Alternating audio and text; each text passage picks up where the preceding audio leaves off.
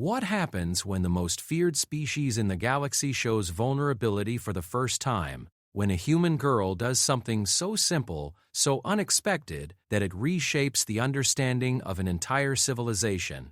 In the sterile halls of the Galactic Academy, where young beings from hundreds of worlds learn to coexist, one moment of trust will shatter every assumption about humanity. They call humans the shielded ones, the species that never drops their guard, never shows weakness. For 300 years, this has been the universal truth, until today. When Zara Chen walks into advanced xenobiology class and does the unthinkable, she doesn't just surprise her classmates, she triggers a chain of events that will echo across star systems. Because sometimes, the most powerful weapon isn't strength or technology.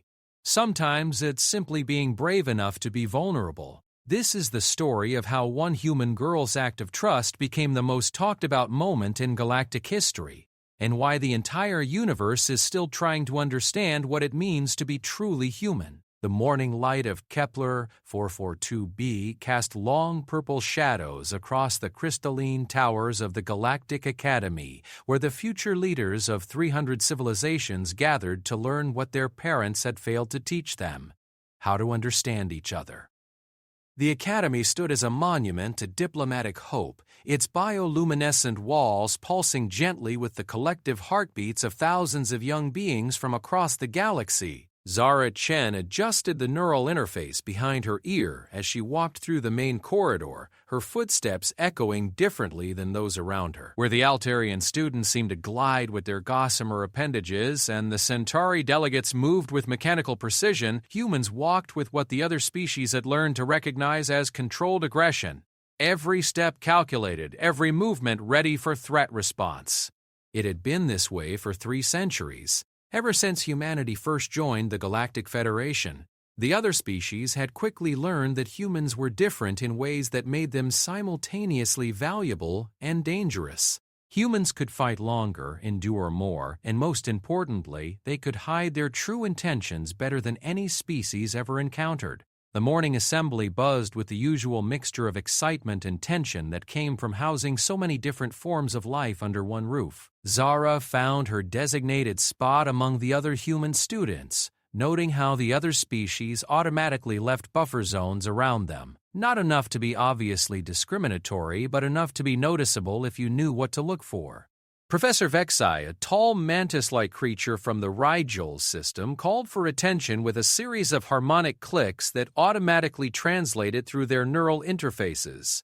Her compound eyes surveyed the gathered students with the patient wisdom of someone who had seen dozens of graduating classes attempt to bridge the gaps between worlds. "Today marks your halfway point at the Academy," Professor Vexai announced, her translated voice carrying the weight of ceremony. "In the next 6 months, you will participate in the Trust Exchange Program, where you will be paired with a student from a different species for intensive cooperation exercises." A ripple of unease passed through the human section. Zara felt her classmates' tension like a physical thing, their bioshields automatically strengthening in response to stress. It was an involuntary reaction that humans had developed over generations of survival on hostile worlds, and one that the other species had learned to interpret as a sign of deception or aggression. The bioshield wasn't visible to the naked eye, but every species with advanced technology could detect it. It was electromagnetic field generated by modified neural implants that all humans received at birth, originally designed to protect against psychic intrusion during humanity's expansion into territories controlled by telepathic species. Over time, it had become as natural as breathing, as unconscious as blinking, and it was the reason why humans were simultaneously respected and feared throughout the galaxy. "The pairings are not random," Professor Vexai continued, seemingly oblivious to the growing tension. "They are carefully selected to maximize learning opportunities and challenge preconceptions. Each pair will spend the next 6 months in shared living quarters, joint classes, and cooperative problem-solving exercises." Zara's friend Marcus leaned over and whispered, "Bet they stick us with someone who's never seen a human outside of combat footage." His shield flickered slightly with nervous energy, a reaction that would be picked up by the sensor arrays embedded in the Academy's walls. The pairing announcements began with the usual diplomatic care. Altaireans were matched with Centauri delegates, creating partnerships between intuitive empaths and logical machines. Rigelian hive minds were paired with individualistic Denebians. Each matching seemed designed to create maximum cultural exchange while minimizing the potential for serious conflict. Then they reached the human assignments. Zara Chen, Professor Vexhai's voice carried clearly through the assembly hall. You will be partnered with Kethvar of the Draconis Collective. A collective intake of breath echoed through the hall. The Draconis Collective were among the most ancient and powerful species in the galaxy, with psychic abilities that could crush most minds without effort. They were also among the species most suspicious of human bioshields, viewing them as a form of mental armor that suggested hostile intent. Zara felt the weight of hundreds of eyes upon her as a tall, scaled figure rose from the Draconis section. Kethvar moved with the fluid grace of his species, his golden eyes reflecting an intelligence that was old when human civilization was still learning to make fire. As he approached the human section, Zara noticed how other students instinctively moved away from him, not out of fear, but out of respect for his people's need for psychic space. When Kethvar reached Zara's position, he studied her with the kind of intensity that most humans found unnerving. His people could sense emotions and surface thoughts through psychic resonance, but human bioshields made such contact impossible. For 3 centuries, this had created a fundamental barrier between the species. Interesting, Kethvar said, his voice carrying harmonics that bypassed the translation system entirely. I have never worked closely with one of the shielded ones.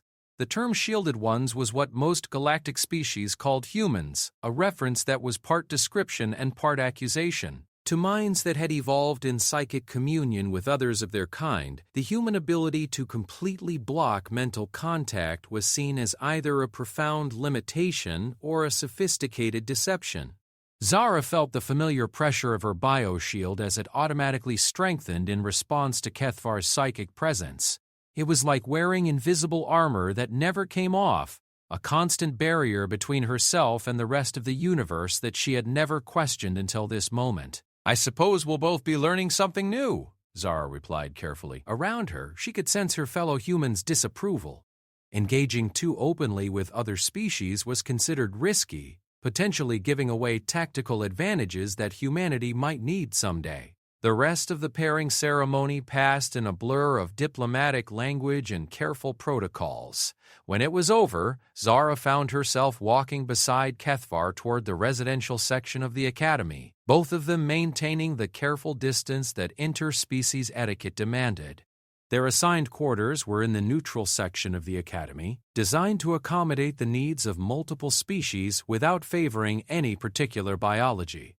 The rooms were spacious but sparse, with adjustable environmental controls and furnishings that could be configured for different anatomical requirements. As they stood in the common area of their shared suite, Zara became acutely aware of the bizarre nature of their situation. Here she was, a human whose people were known for their strategic thinking and emotional control, partnered with a being whose species valued openness and psychic harmony above all else. Your people's reputation precedes you, Kethvar said as he examined the environmental controls. His movements were precise but relaxed, showing none of the tension that humans typically displayed in unfamiliar situations. Strategic minds, excellent at war, impossible to read. The perfect allies and the perfect enemies. Zara bristled slightly at the characterization, even though she knew it was accurate from a galactic perspective. We're not that different from anyone else. We just value our privacy. Privacy, Kethvar repeated, tasting the word. An interesting concept. My people have shared thoughts and emotions for millions of years. The idea of deliberately blocking mental contact is difficult for us to understand. Maybe that's something we can work on during our partnership, Zara suggested, though she wasn't sure how they could bridge such a fundamental gap in worldview. Kethvar tilted his head in a gesture that seemed both reptilian and oddly human. Perhaps, though I confess I am curious about what lies beneath those shields of yours. Your people guard their thoughts so carefully, one wonders what secrets you feel compelled to hide. The accusation hung in the air between them, unspoken but clear. Humans were hiding something, and their bioshields were proof of deception rather than protection. It was an old suspicion, one that had shaped human relations with the galactic community for generations. That evening, as Zara lay in her bed listening to the subtle sounds of the academy at night, she found herself thinking about Kethvar's words. What were humans hiding behind their shields? She had worn hers for so long that she couldn't imagine what it would feel like to lower it, to be truly open to another being's thoughts and emotions. The next morning brought their first joint class, Advanced Xenobiology with Professor Thekalon, a massive creature from the Vega system whose expertise in cross-species psychology was legendary throughout the Federation. The classroom was arranged in concentric circles, with each species grouped together according to their environmental needs. Professor Theklon began the session with a discussion of evolutionary adaptations and how they affected interspecies communication. Each species develops survival mechanisms that reflect their home environment and the challenges they face during their evolutionary development. The professor explained through their neural interfaces. These adaptations become so deeply ingrained that they persist even when the original threats no longer exist. Zara found herself glancing at Kethvar, wondering what threats had shaped the evolution of Draconis' psychic abilities. His people had evolved on a world where cooperation and shared consciousness provided survival advantages, while humans had developed on a planet where individual resourcefulness and the ability to deceive predators were crucial for survival. Today we will explore the concept of voluntary vulnerability, Professor Theklon continued. Each of you will share one adaptation that your species has developed and explain how it both helps and hinders your ability to connect with others. The exercise began with the usual diplomatic exchanges. Altarian students discussed their empathic abilities, Centauri delegates explained their logical processing systems, and Rigelian hive minds described the challenges of individual identity within collective consciousness. When the focus turned to the human section, Zara felt the familiar tightening of defensive positions. Her classmates gave carefully rehearsed explanations of human adaptability and problem-solving skills, carefully avoiding any mention of the bioshields or the reasons behind human emotional control. Then Professor Theklon did something unexpected. Zara, Chen, and Kethvar, the professor announced. As new partnership pairs, you will demonstrate cross-species cooperation by completing this exercise together. Kethvar, please share one way your psychic abilities both help and hinder your connections with others. Kethvar stood gracefully, his golden eyes reflecting the classroom's bioluminescent lighting. My people's psychic abilities allow us to share emotions and surface thoughts, creating deep bonds of understanding and empathy. However, this same ability makes it difficult for us to form relationships with species who block mental contact, as we cannot sense their true intentions or emotional states. He turned to look directly at Zara, his gaze carrying a weight that she felt even through her bioshield. We have learned to interpret bioshields as evidence of deception or hostility, even when logic suggests this may not be accurate. All eyes in the classroom turned to Zara as Professor Theklon gestured for her to respond. She stood slowly, feeling the weight of hundreds of years of human diplomatic protocol pressing down on her shoulders. Humans developed bioshields as protection against psychic intrusion during our early expansion into space, she began, reciting the standard explanation. They help us maintain mental privacy and individual autonomy. However, they also create barriers to the kind of deep understanding that other species value. Professor Theklon's massive form shifted slightly, a gesture that Zara's neural interface translated as mild disapproval. That is the diplomatic answer, Zara-Chen. But this is a class about understanding, not politics. What does it feel like to live behind those shields? How do they affect your ability to truly connect with others? The question hit Zara like a physical blow. In all her years of education, no one had ever asked her about the personal cost of humanity's defensive measures. She was supposed to give another diplomatic answer to deflect the question and maintain the strategic advantages that bioshields provided. Instead, she found herself speaking from the heart. "It's lonely," she said quietly, her voice carrying clearly through the translation systems. "We spend so much time protecting ourselves that we forget what it feels like to be truly open with someone. We tell ourselves it's necessary, that it keeps us safe, but sometimes I wonder if we're protecting ourselves from the very connections we claim to want."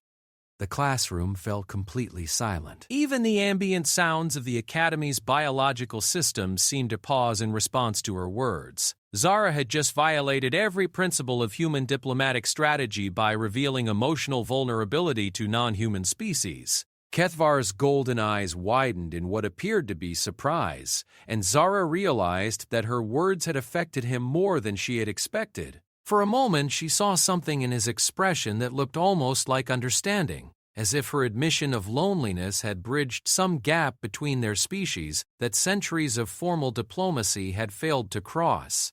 Professor Thecklon's voice broke the silence with a tone that carried both approval and concern. "Thank you for your honesty, Zara Chen. True understanding requires courage, and courage often means making ourselves vulnerable in ways that feel dangerous." As the class continued, Zara found herself wondering what would happen if she took that vulnerability one step further. What would happen if she actually lowered her bioshield, if only for a moment? The thought terrified her, but it also filled her with a strange sense of possibility. She glanced at Kethvar again and saw that he was watching her with an expression that seemed both hopeful and cautious. In that moment, she made a decision that would change everything, though she had no way of knowing it at the time. Tomorrow, she would do something that no human had ever done in 3 centuries of galactic contact. Tomorrow, she would find out what lay beyond the barriers that her people had spent generations building. The night passed slowly for Zara, her mind churning with thoughts that felt dangerous even to think. She lay in her bed, staring at the soft bioluminescent patterns that danced across the ceiling of her quarters, trying to imagine what it would feel like to lower her bioshield completely. The very idea went against everything she had been taught since childhood about human survival in a galaxy full of species with abilities that could destroy unprepared minds. In the bed across the common area, she could sense Kethvar's presence even through the walls and her shields. His people didn't sleep in the same way humans did, instead entering a meditative state where their consciousness expanded to connect with the psychic energy fields around them. Zara had read about it in textbooks, but experiencing it secondhand was entirely different. Even through her bioshield, she could feel the edges of his awareness like warmth radiating from a fire. The Academy's systems dimmed to simulate night cycles, but Zara's mind refused to quiet. She kept thinking about her admission in class, about the way Kethvar had looked at her when she spoke about loneliness. There had been something in his expression that transcended species boundaries, a recognition that went deeper than diplomatic protocol or academic exercise. When morning came, Zara felt as though she had been wrestling with invisible forces all night. She prepared for classes with mechanical precision, her movements sharp with nervous energy that her bioshield automatically contained. But the containment felt different now, less like protection and more like a cage. Kethvar was already awake when she emerged from her room, his tall form silhouetted against the large windows that offered a view of the Academy's central garden. He turned as she approached, and she noticed that his usual composed demeanor seemed slightly strained. "You were restless during the night," he observed, his voice carrying harmonics that the translation system couldn't quite capture. "I could sense the disturbance in the psychic field around our quarters, though I could not determine its cause." Zara paused in her morning preparations, surprised by his admission. "You could sense that? Even through my bioshield?" Bioshields block direct mental contact, but they create disturbances in the psychic field around them, especially when the person wearing them is experiencing strong emotions, Kethvar explained. "It is like watching shadows move behind a curtain. We cannot see clearly, but we know something is happening." The revelation made Zara feel even more isolated than before. Her people prided themselves on their ability to hide their thoughts and emotions from psychic species, but it seemed that humans were more transparent than they realized, their shields creating patterns that could be read by those who knew what to look for. "What does it look like?" she asked, curiosity overcoming caution. "The disturbance, I mean." Kethvar tilted his head in that gesture that seemed both reptilian and strangely human. Colors, mostly, shifting patterns of energy that correspond to different emotional states. Last night, yours showed deep purple swirls mixed with bright silver spikes. In my people's understanding, that suggests internal conflict combined with a desire for connection.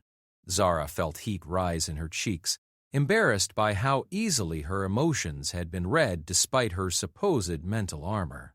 So much for human privacy. Privacy and secrecy are not the same thing, Kethvar said gently. Your shields hide the details of your thoughts, but they cannot hide the fact that you are thinking. Perhaps that is enough. They walked to breakfast together, maintaining the careful distance that interspecies etiquette required while navigating the Academy's morning crowds. The dining hall buzzed with the usual mixture of languages, sounds, and energy signatures as hundreds of young beings from across the galaxy gathered to fuel their bodies for another day of learning. Zara noticed how other students reacted to their partnership. Some watched with obvious curiosity, others with barely concealed concern. The pairing of a human with a draconis was unusual enough to attract attention, but their apparent compatibility was even more remarkable. Most interspecies partnerships required weeks of careful adjustment before the individuals could function effectively together. During their shared meal, Kethvar spoke about his homeworld and the way his people experienced reality through collective consciousness. Imagine, he said, his golden eyes reflecting the soft lighting. If you could feel the emotions of everyone around you, share their joys and sorrows as if they were your own. That is how my people live. Individual identity exists, but it is always part of a larger whole. Doesn't that get overwhelming? Zara asked, trying to imagine what it would feel like to have her consciousness constantly connected to others. How do you maintain any sense of self? Self is not diminished by connection, Kethvar replied. It is enhanced. When you share your experiences with others, they become richer, more meaningful. Loneliness is almost unknown among my people because we are never truly alone. The word loneliness hung between them, a reminder of Zara's admission in class the previous day. She found herself studying Kethvar's expression, wondering what it would be like to share thoughts and emotions with someone who could truly understand them. What would happen, she asked carefully, if a human lowered their bioshield around one of your people? Hypothetically, I mean. Kethvar's expression grew serious. It has never happened, so we can only speculate. Theoretically, there would be a brief moment of psychic contact before the human's mind would be overwhelmed by the unfamiliar sensation. Your species is not evolved for direct mental contact, so the experience could be traumatic. But what about the Draconis? What would they experience? For us, it would be extraordinary, Kethvar admitted. We have wondered for centuries what lies beneath human bioshields. To suddenly have access to an unguarded human mind would be like finally seeing color after a lifetime of blindness. The metaphor struck Zara with unexpected force. She had never thought about how her people's defensive measures affected other species, how the barriers that protected humans also cut them off from experiences that other beings considered fundamental to existence. Their first class of the day was advanced xenobiology again, but this time Professor Thekalan had arranged for a practical exercise in interspecies cooperation. The assignment was simple in concept but challenging in execution. Each partnership had to work together to solve a complex biological puzzle that required both logical analysis and intuitive understanding. Zara and Kethvar were assigned a sample of unknown organic matter from a newly discovered world, and their task was to determine its biological function and potential applications. The sample appeared to be some kind of crystalline growth, but its properties defied easy classification. As they worked, Zara found herself frustrated by the limitations of their communication. Kethvar's people could share complex ideas instantly through psychic contact, but explaining his insights to Zara required awkward verbal translations that lost much of their nuance. Similarly, Zara's analytical approach and intuitive leaps were difficult to convey through words alone. If only we could share thoughts directly, Kethvar murmured as he struggled to explain a complex pattern he had detected in the sample's energy signature. I can sense the solution, but translating it into words feels like trying to describe color to someone who has never seen. Zara stared at the sample, then at Kethvar, then back at the sample. A wild idea was forming in her mind, an idea so dangerous and unprecedented that even thinking about it felt like betrayal of everything her species stood for. "What if we could?" she said quietly. Kethvar's golden eyes snapped to her face. "What do you mean? What if I lowered my bioshield? Just for a moment, just enough for you to share your insights directly." The suggestion hung between them like a live explosive. Around the classroom, other partnerships continued their work, unaware that one of their number was contemplating an act that would violate 3 centuries of human diplomatic protocol. "Zara," Kethvar said carefully, "you cannot be serious. The risks, you said it would be like seeing color for the first time." Zara interrupted. "Maybe it's time for both our species to see what we've been missing." Kethvar leaned back, his scaled features showing what appeared to be genuine alarm. "Even if I wanted to attempt such a thing, which I am not certain I do, the consequences could be severe. Your people would consider it a betrayal, and mine would see it as a dangerous precedent."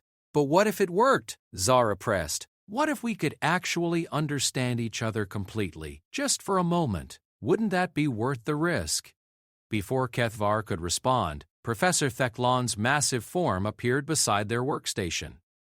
The professor's complex sensory organs focused on both students with an intensity that made Zara's bioshield automatically strengthen.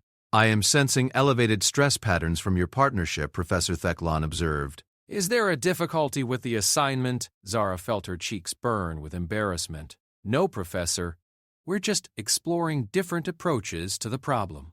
Professor Theklan's translated voice carried a note of what might have been amusement. "Exploration often involves risk, but the greatest discoveries come from those willing to venture into unknown territory. Just remember that some territories are unknown for good reasons." The professor moved on to check other partnerships, leaving Zara and Kethvar alone with their dangerous idea and the crystalline sample that seemed to mock their inability to communicate effectively. "The professor is right," Kethvar said finally. "Some territories are unknown for good reasons.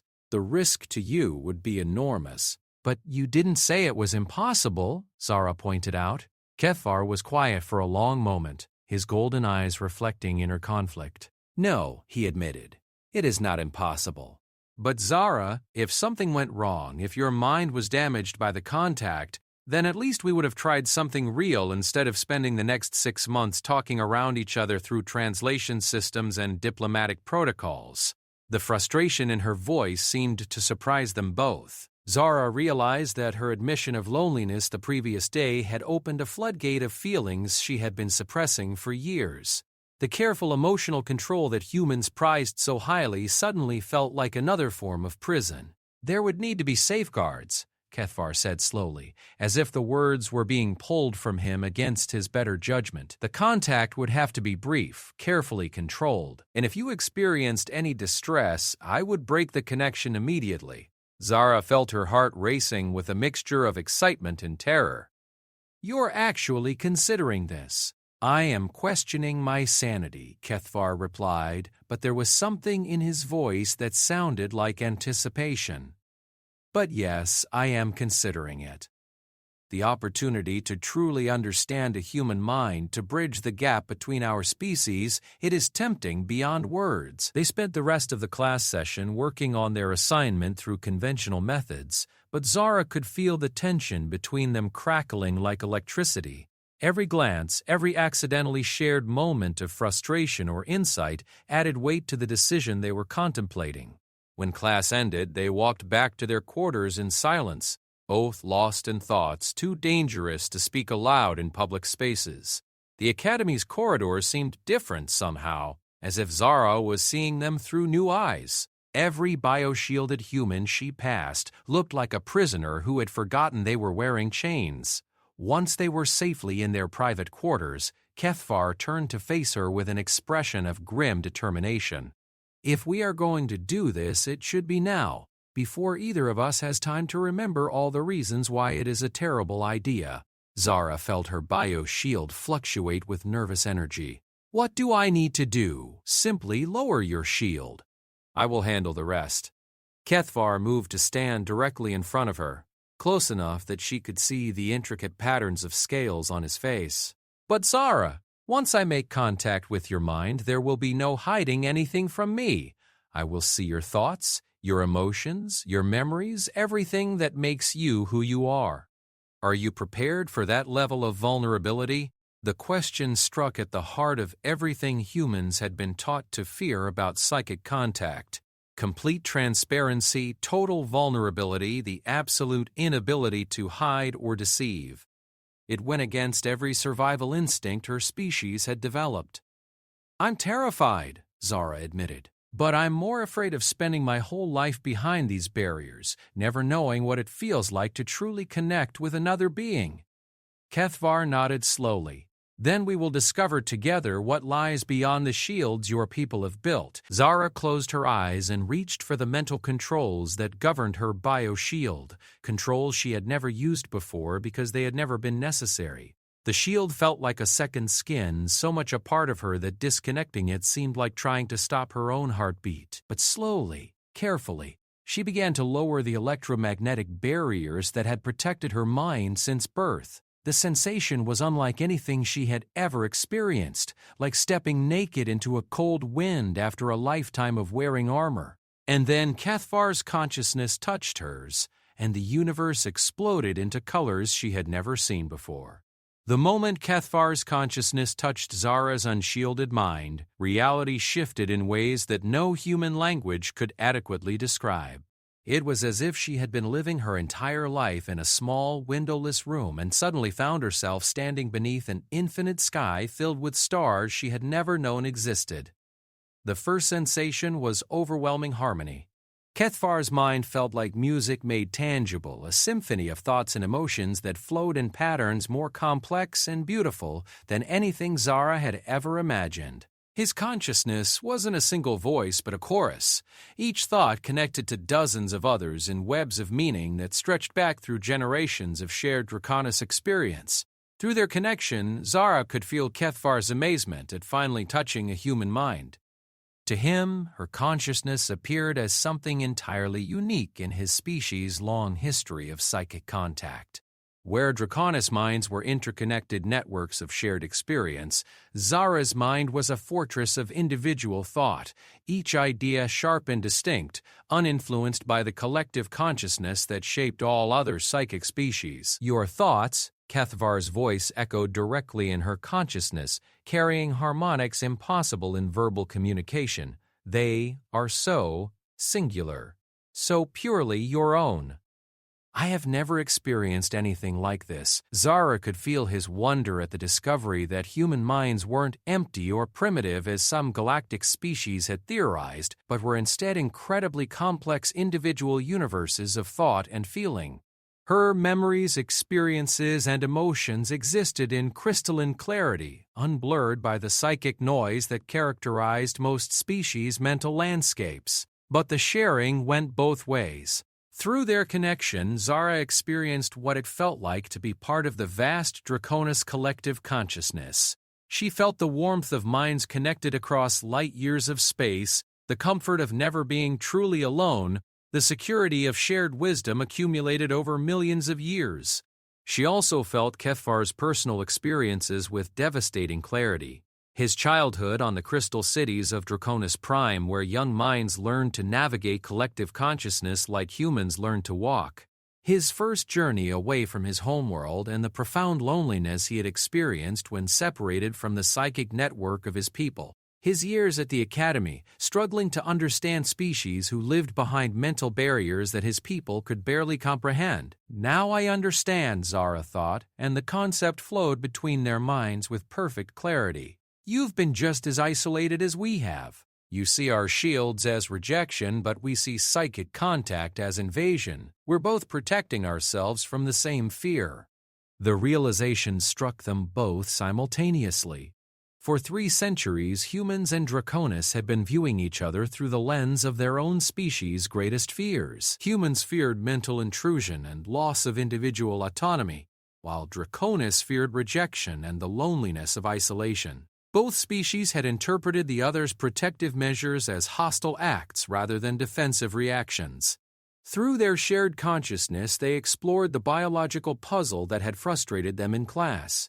Keffar's intuitive understanding of energy patterns combined seamlessly with Zara's analytical approach, creating insights that neither could have achieved alone. The crystalline sample wasn't just a biological artifact, but a sophisticated communication device, designed by an unknown species to facilitate understanding between radically different forms of consciousness. "It's like us," Zara realized, her thought rippling through their connection with waves of excitement. "This crystal, it's designed to bridge the gap between different types of minds. That's why we couldn't understand it separately." But as their connection deepened, something unexpected began to happen. Other minds began to brush against their shared consciousness, drawn by the unprecedented nature of their psychic union. First came curious Draconis from across the academy, their collective consciousness naturally reaching toward the strange new pattern of human-Draconis mental contact. Through Keffar's connection to his people's network, Zara suddenly found herself experiencing the academy from dozens of different perspectives simultaneously. She felt the wonder of young Draconis students as they encountered her unshielded human thoughts for the first time. Their amazement was like sunlight breaking through clouds, warm and illuminating. But the contact spread beyond the Draconis. The Academy's psychic species began to sense the disruption in the mental atmosphere around the Academy. Altarian empaths felt the emotional resonance of true understanding between radically different minds. Rigelian hive minds detected the pattern of individual consciousness voluntarily joining collective awareness. Within minutes, their private moment of connection had become something much larger and more significant. Psychic beings across the Academy were experiencing, through various degrees of separation, the first genuine mental contact between human and non-human consciousness in galactic history. Zara, Keffar's mental voice, carried urgent concern. "We should break the connection. This is spreading faster than I anticipated." But Zara found herself reluctant to return to the isolation of her bio-shield. The experience of true mental connection was intoxicating, like discovering a sense she had never known she possessed. Through Keffar's consciousness, she could feel the emotional reactions of dozens of other beings, their excitement and wonder at witnessing something unprecedented. "Wait," she thought back to him, "let them see. Let them understand what we've been hiding from each other." Through their connection, she felt Keffar's alarm at her suggestion. What she was proposing went far beyond their private experiment. She was suggesting that they allow other species to experience human consciousness directly, to see past the bio-shields that had defined human interaction with the galaxy for 3 centuries.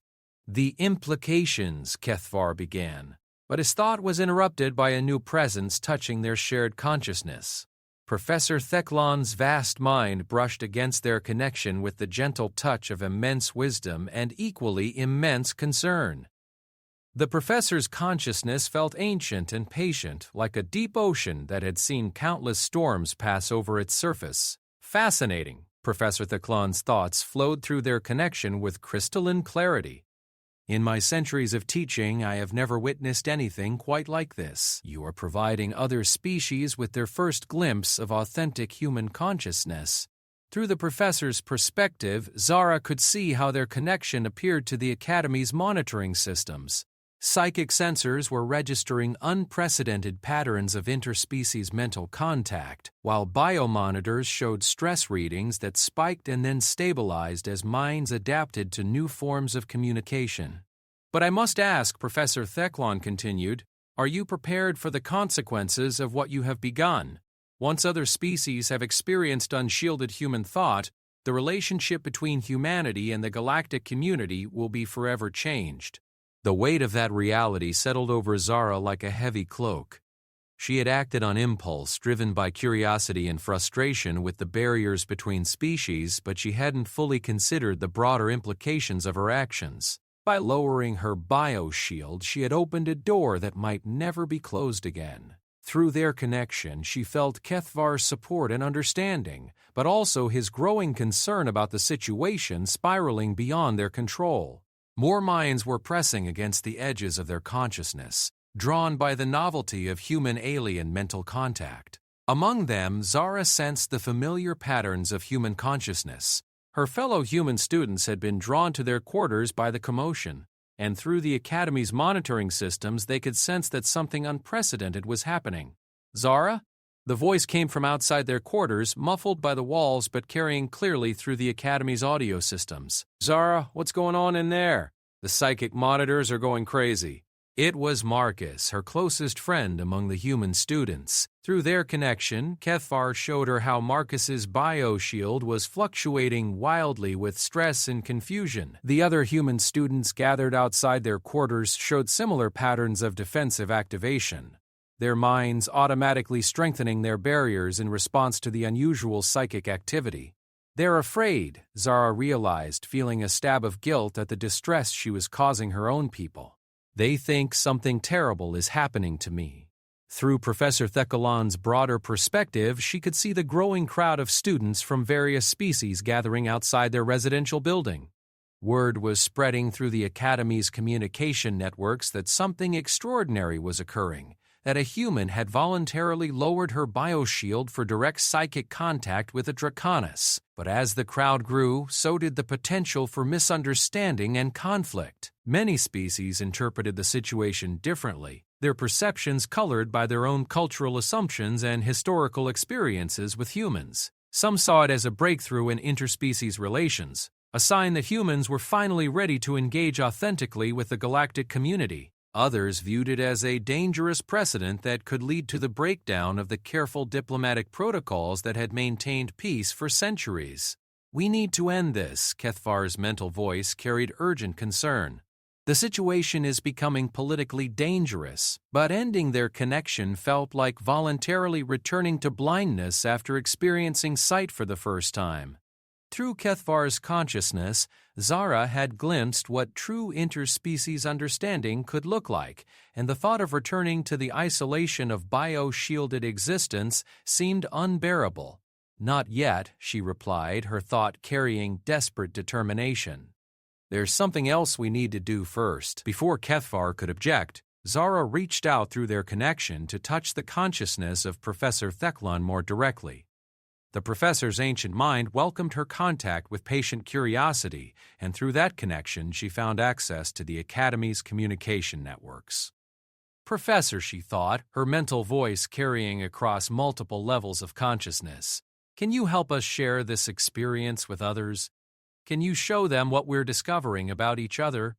Professor Thekkalon's response carried both admiration and concern. "Such a sharing would be possible, but it would require your consent to open your consciousness to dozens of other minds simultaneously. The experience could be overwhelming for someone not accustomed to collective mental contact." Zara felt Kethvar's alarm at the suggestion, but she also felt his understanding of what she was trying to accomplish. By sharing their experience broadly, they could demonstrate that human-alien mental contact was not dangerous or threatening, but rather an opportunity for unprecedented understanding between species. "I consent," Zara thought, her mental voice carrying across the network of connected minds. "Let them see what we've learned about each other." What happened next exceeded even Zara's expectations. Professor Thekkalon's vast consciousness served as a conduit, allowing dozens of minds from different species to experience through various degrees of separation the reality of human Draconis mental contact. Through the network, Zara felt the amazement of Altairian empaths as they experienced human emotional patterns for the first time. She sensed the curiosity of Centauri logic minds as they analyzed the unique structure of human individual consciousness. She felt the wonder of Rigelian hive minds as they discovered that individual identity could exist without losing the capacity for connection. But most importantly, she felt the gradual dissolution of fear and suspicion that had characterized interspecies relations for centuries. Species that had viewed humans with caution or mistrust began to understand that bioshields were not weapons or signs of deception, but simply a different approach to mental privacy and individual autonomy. The sharing lasted only minutes, but its effects rippled through the Academy's student body like waves spreading across a calm lake. For the first time in galactic history, multiple species had experienced authentic human consciousness unfiltered by diplomatic protocols or translation systems. When Professor Thicklon finally helped them end the connection, Zara found herself back in the familiar isolation of her own mind. The return to bioshielded existence felt like losing a vital sense, like suddenly becoming deaf to music she had only just learned to hear. Kethvar stood before her, his golden eyes reflecting an expression of wonder and exhaustion. The intense psychic contact had drained them both, but it had also created something unprecedented between them. Even with her bioshield restored, Zara could still sense an echo of their connection, a residual awareness that suggested their minds had been permanently changed by the experience. "What have we done?" Kethvar asked, his voice carrying harmonics of amazement and concern. Before Zara could answer, the door to their quarters chimed with an urgent communication request. The voice that followed belonged to Academy Director Vashti, whose authority extended across all aspects of interspecies education and diplomacy. Zara Chen and Kethvar of Draconis, Director Vashti's translated voice carried the weight of galactic politics. "Your presence is required in the Central Assembly immediately. What occurred here today has implications that extend far beyond your personal academic partnership." Through the walls of their quarters, they could hear the excited conversations of students from dozens of species, all discussing what they had experienced through the psychic network. The Academy itself seemed to vibrate with new energy, as if the entire institution had been awakened to possibilities it had never considered before. Zara looked at Kethvar and saw her own mixture of anticipation and apprehension reflected in his golden eyes. They had opened a door between their species that had been closed for 3 centuries, but they had no idea what lay on the other side or whether they would be able to control what passed through it. The Central Assembly of the Galactic Academy had never seen anything quite like the gathering that convened within hours of Zara and Kethvar's unprecedented mental contact. Representatives from dozens of species filled the vast amphitheater, their various forms of communication creating a symphony of sounds, lights, and psychic emanations that the Academy's translation system struggled to process simultaneously. Zara felt overwhelmed as she and Kethvar entered the assembly hall.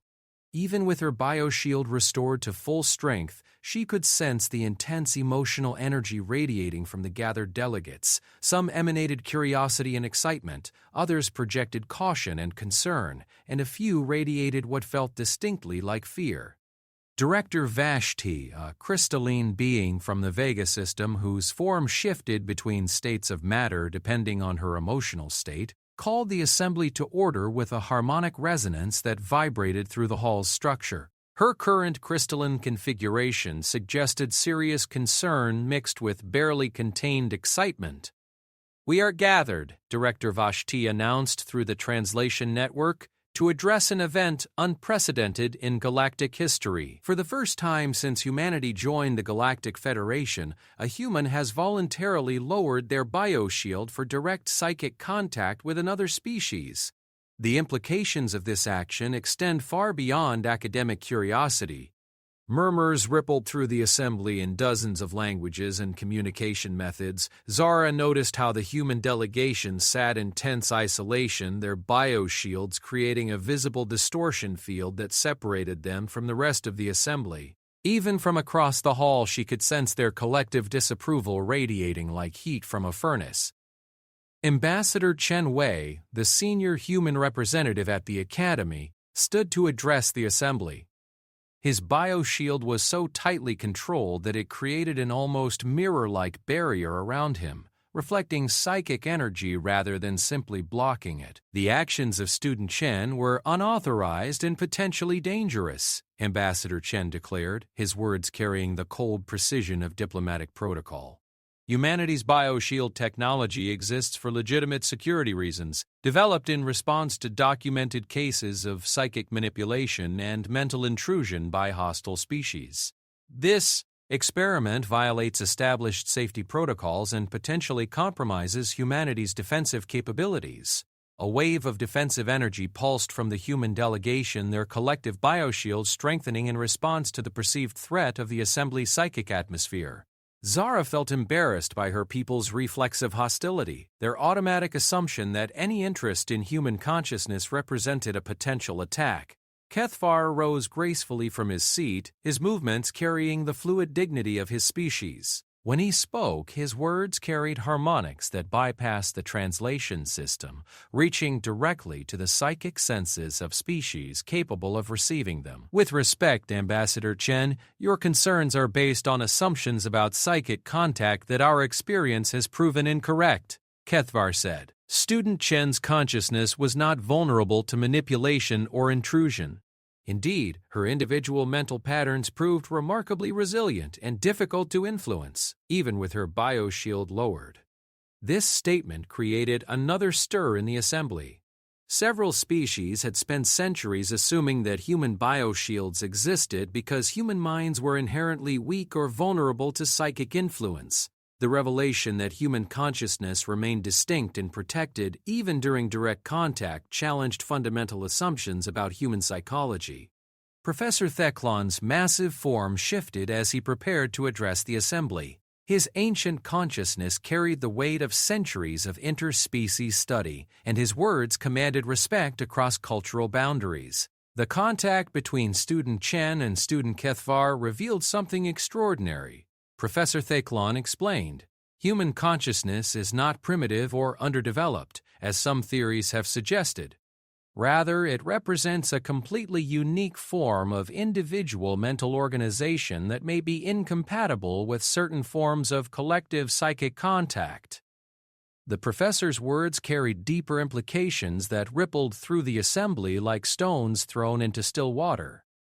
If human minds were naturally resistant to psychic manipulation, then humanity's bioshields might not be defensive weapons, but rather unnecessary armor worn by people who were already naturally protected.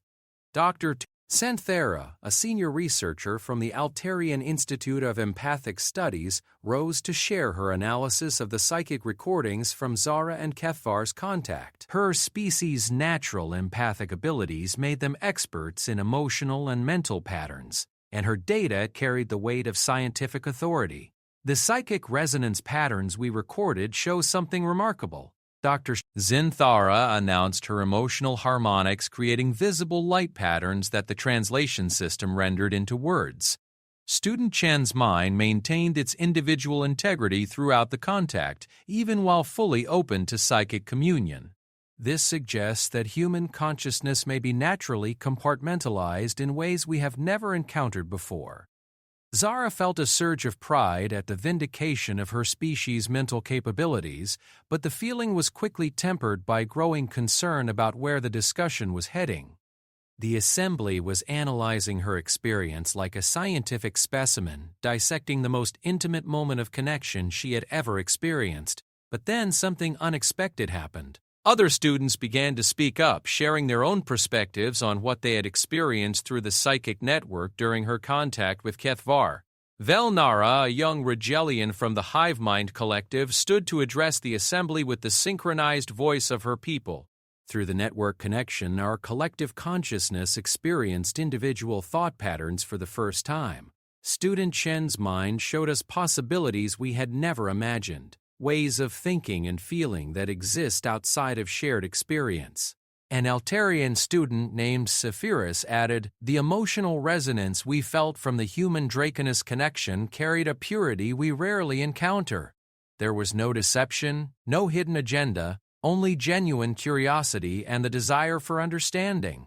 One by one, students from different species shared similar observations. Rather than finding human consciousness threatening or alien, they had discovered something beautiful and complementary to their own ways of thinking. The diversity of mental approaches that had seemed like barriers to understanding were revealed to be potential sources of strength and enrichment. But the most significant moment came when Marcus, Zara's closest friend among the human students, stood to address the assembly. His bioshield flickered with nervous energy as he struggled against a lifetime of conditioning about interspecies contact. "I've known Zara since we were children," Marcus said, his voice carrying clearly through the translation system. "I've seen her struggle with the isolation that our bioshields create, the way they cut us off from the very connections we claim to want. What she did was brave, and maybe it's time for the rest of us to ask whether our protective measures have become prisons." The statement sent shockwaves through the human delegation. For a human to publicly question bioshield policy was tantamount to challenging the fundamental survival strategy that had defined humanity's place in the galactic community for 3 centuries. Ambassador Chen's bioshield flared with angry energy as he prepared to respond, but he was interrupted by an unexpected voice. Commander Sarah Martinez, the senior military advisor to the human delegation, stood with the bearing of someone accustomed to making life-and-death decisions. "I have spent 30 years defending humanity's interests in galactic affairs," Commander Martinez announced. "I have seen our people treated with suspicion and fear because other species couldn't understand our motivations or trust our intentions. If Student Chen has found a way to bridge that gap, then perhaps we should consider whether our defensive strategies have outlived their usefulness." The statement created an uproar in the assembly. A senior human military officer was suggesting that bioshield policy might need to be reconsidered, that the very foundations of human galactic strategy might be flawed. Director Vashti called for order as the assembly erupted into dozens of simultaneous discussions. Her crystalline form shifted to a more stable configuration as she attempted to manage the chaos that Zara's simple act of trust had unleashed. "The issues raised here today require careful consideration," Director Vashti declared. "We are discussing fundamental changes to the relationships between species that have taken centuries to establish. Such decisions cannot be made hastily." But even as the director spoke, Zara could sense that something irreversible had already begun.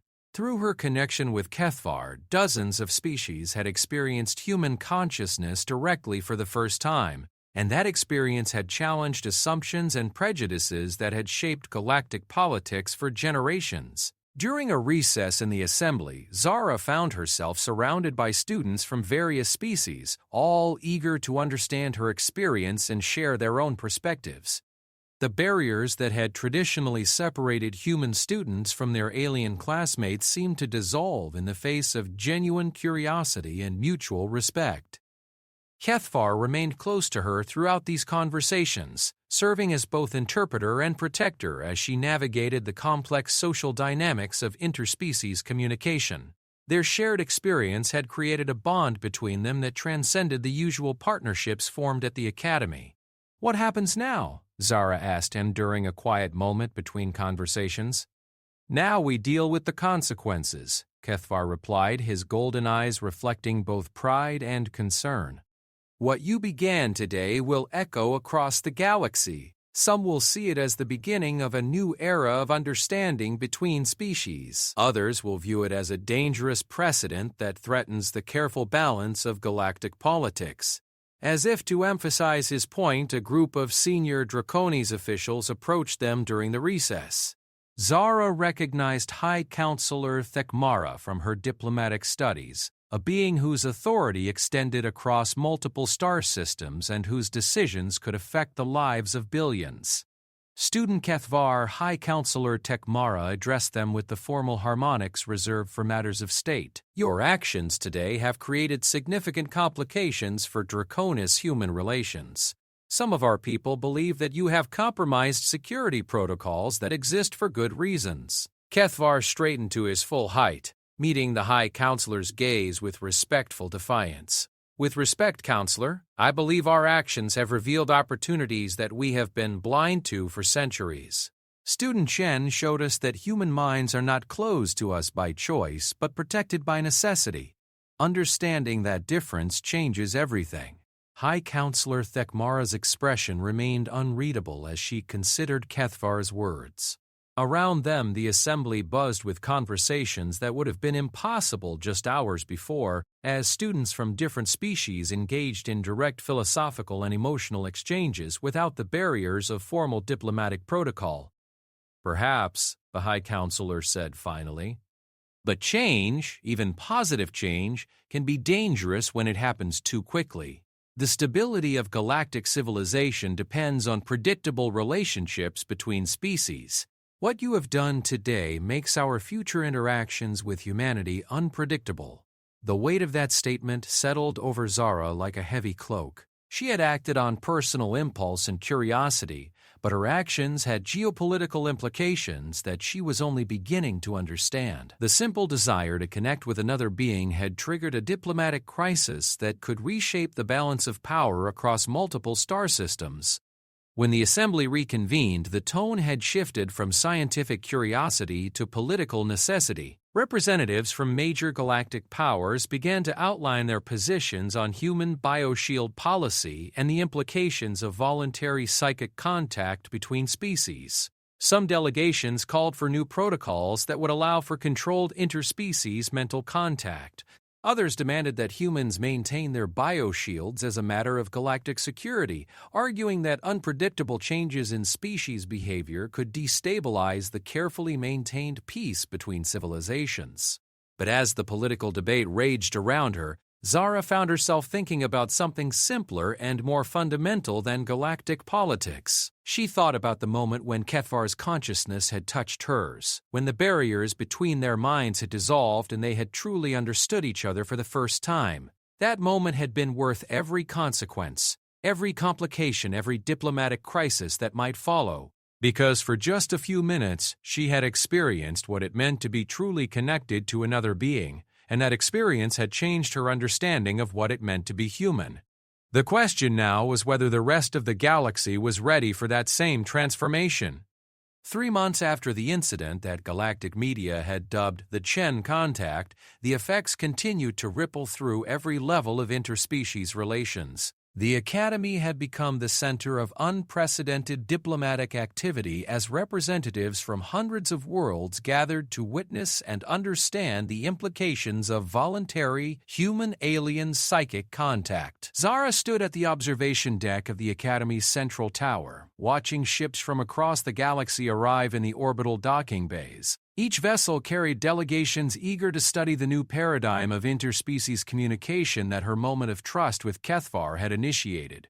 The past months had been a whirlwind of interviews, examinations, and diplomatic negotiations. Scientists wanted to study her brain patterns, politicians wanted to understand the security implications, and philosophers wanted to debate the nature of consciousness and connection. Through it all, Kethvar had remained her constant companion and interpreter, helping her navigate the complex web of galactic attention that her actions had attracted. Any regrets? Kethvar asked as he joined her at the observation deck. His golden eyes reflected the light of distant stars, and Zara noticed that their connection, though no longer actively psychic, had created a form of emotional resonance between them that transcended species boundaries. Never, Zara replied without hesitation.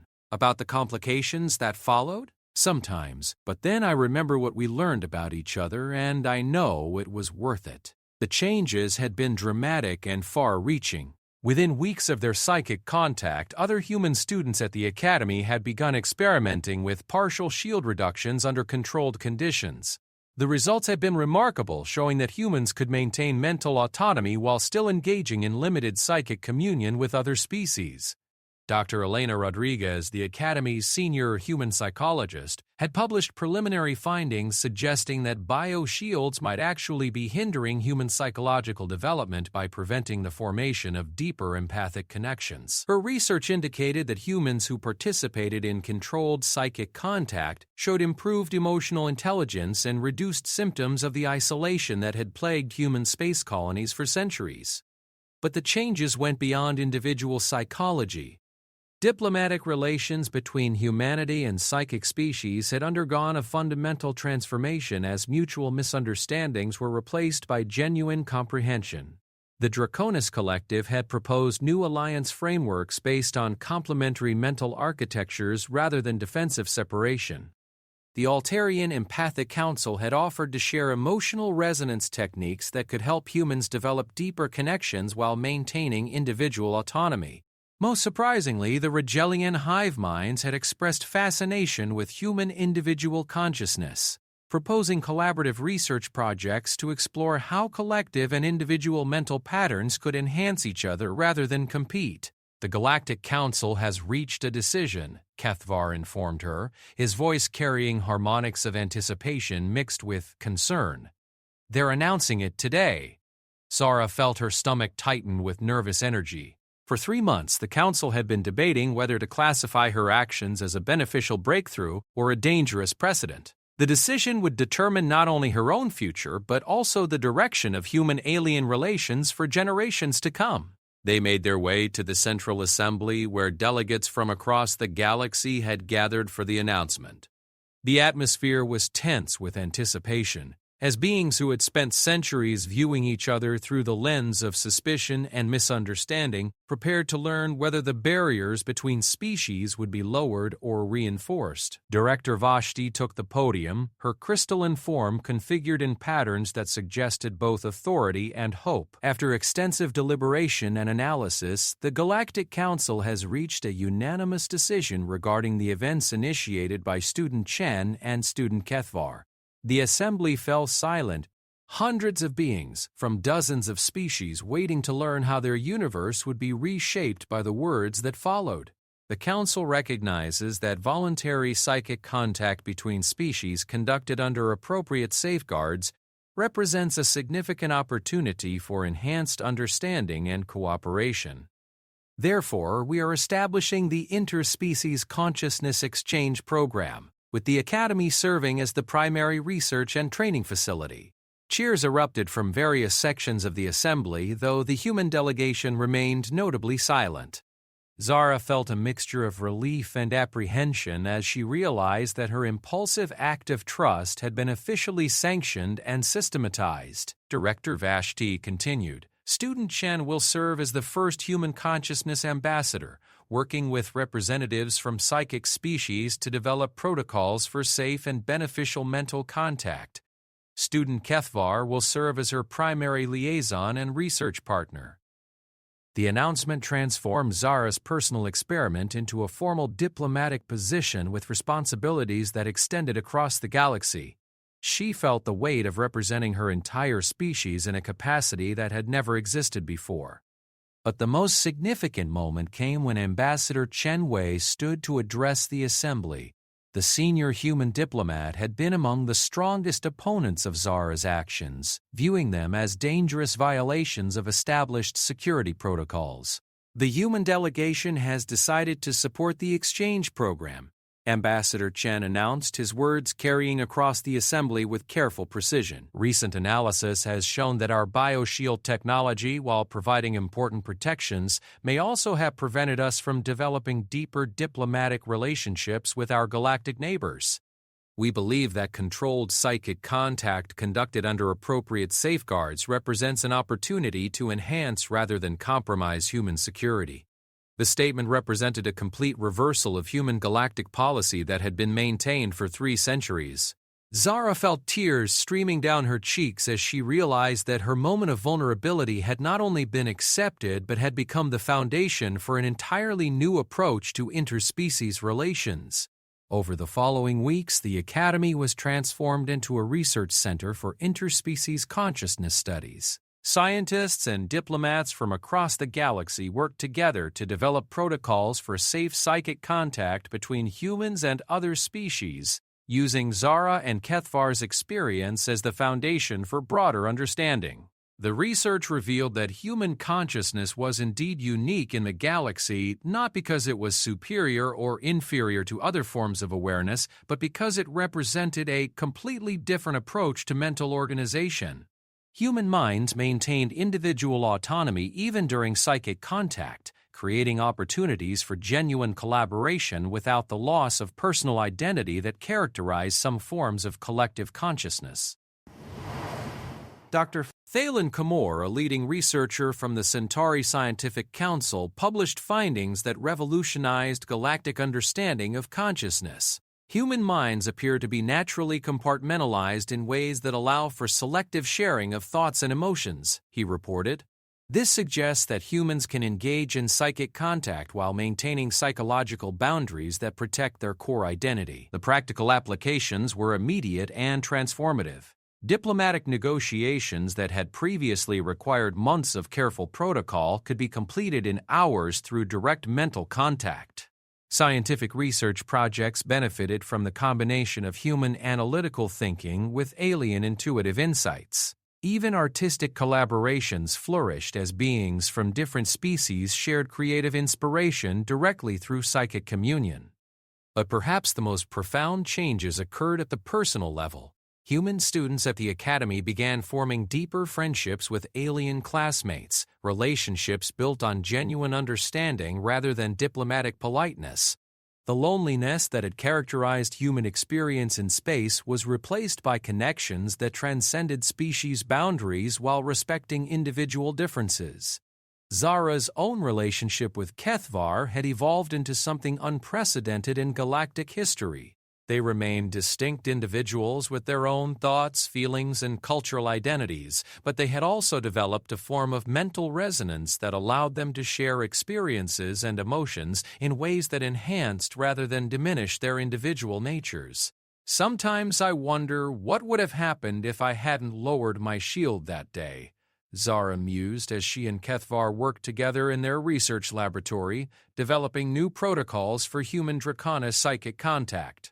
The galaxy would have continued as it was, Kethvar replied, his golden eyes reflecting the satisfaction of someone who had found his true purpose. Species maintaining careful distances from each other, cooperating when necessary but never truly understanding one another. We would have remained strangers sharing the same universe. And now? Now we are beginning to become a true galactic community, Kethvar said, gesturing toward the window where ships from hundreds of worlds could be seen docked at the Academy's expanded facilities. Not just a collection of separate species managing their mutual differences, but a civilization built on genuine understanding and shared purpose. The transformation was indeed remarkable. Within 6 months of Zara's initial contact with Kethvar, over 1,000 humans had participated in supervised psychic exchanges with other species. The results consistently showed that human consciousness could engage safely and beneficially with alien minds while maintaining its essential character. The exchange program had expanded beyond the Academy, with research centers established on major worlds throughout human space. Young humans were volunteering for consciousness training that would prepare them for diplomatic and scientific careers that would have been impossible under the old paradigm of bioshield isolation. But the changes weren't limited to humanity. Other species were also discovering new aspects of their own consciousness through contact with human minds. The rigid collective structures of hive mind species became more flexible when exposed to human individualism. The emotional patterns of empathic species became more focused when influenced by human analytical thinking. A year after the initial contact, the Academy hosted its first interspecies consciousness symposium, attended by researchers and diplomats from across the galaxy.